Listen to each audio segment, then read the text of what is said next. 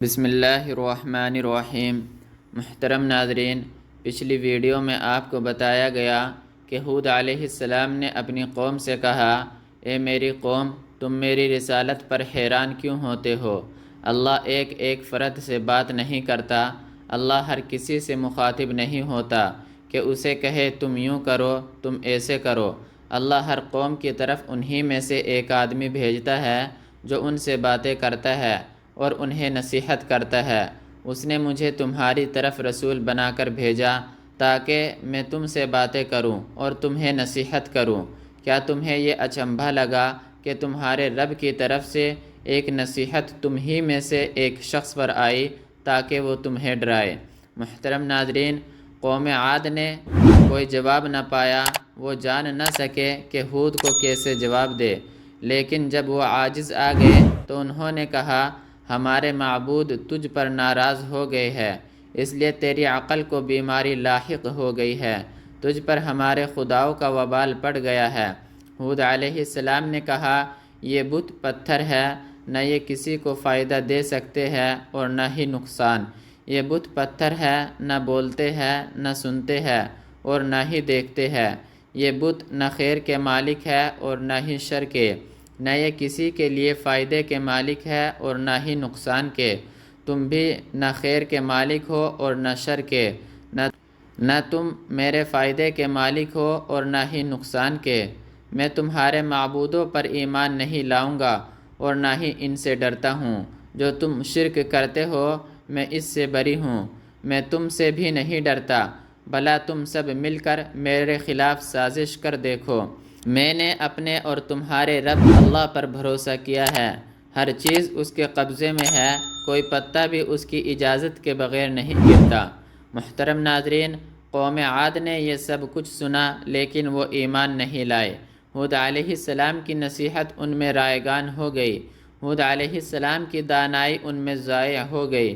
انہوں نے کہا، اے ہود، تیرے پاس نہ کوئی دلیل ہے اور نہ ثبوت۔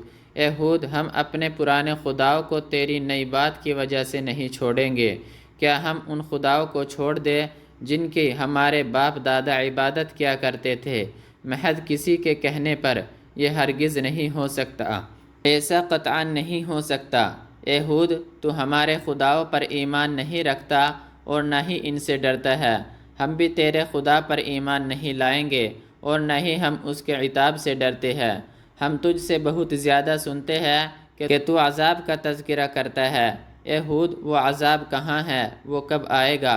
ہود علیہ السلام نے فرمایا، بے شک اصل علم تو اللہ کے پاس ہے، میں تو واضح طور پر ڈرانے والا ہوں۔ قوم عاد نے کہا، ہم اس عذاب کے انتظار کرتے ہیں اور اسے دیکھنے کا شوق رکھتے ہیں۔ ہود علیہ السلام ان کی جرأت پر حیران رہ گئے۔ ہود علیہ السلام نے ان کی حماقت پر افسوس کا اظہار کیا۔ قوم عاد ہر روز بارش کا انتظار کرتے تھے، وہ آسمان کی طرف دیکھتے، انہیں کوئی بادل کا ٹکڑا دکھائی نہ دیتا۔ ایک دن انہوں نے ایک بادل دیکھا کہ وہ ان کی طرف آ رہا ہے، وہ بہت خوش ہوئے، انہوں نے شور مچایا، یہ بارش کا بادل ہے، یہ بارش کا بادل ہے۔ لوگ خوشی سے ناچنے لگے، انہوں نے ایک دوسرے سے پکار کر کہا، وہ دیکھو بارش کا بادل، ہائے رے بارش کا بادل۔ لیکن ہود علیہ السلام نے ان سے کہا، یہ رحمت کا بادل نہیں ہے، بلکہ یہ ہوا ہے جس میں دردناک عذاب پوشیدہ ہے۔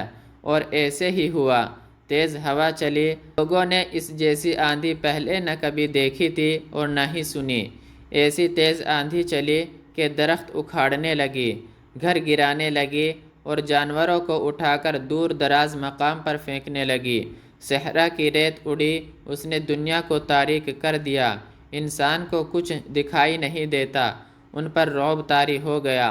وہ اپنے گھروں میں داخل ہوئے اور دروازے بند کر لیے، بچے اپنی ماؤں کے ساتھ چمٹ گئے اور لوگ دیواروں کے ساتھ چمٹ گئے، اور لوگ کمروں میں داخل ہو گئے، بچے رو رہے ہیں، مائیں چیخ رہی ہے اور مرد دعائیں اور فریاد کر رہے ہیں، گویا کہنے والا کہہ رہا ہے، آج اللہ کے عذاب سے کوئی بچانے والا نہیں۔ یہ صورتحال 7 راتیں اور 8 دن رہی۔ قوم مر گئی، ان کے قد کھجور کے ان درختوں کے مانند تھے جو زمین پر گرے پڑے ہو۔ یہ بہت ہی عجیب و غریب منظر تھا۔ لوگ مرے پڑے ہیں اور پرندے انہیں کھا رہے ہیں۔ گھر ویران ہے اور الو ان میں بسیرا کیے ہوئے ہے۔ ہود علیہ السلام اور مومن اپنے ایمان کی وجہ سے نجات پا گئے۔ قوم عاد اپنے کفر اور ضد کی وجہ سے ہلاک ہو گئے۔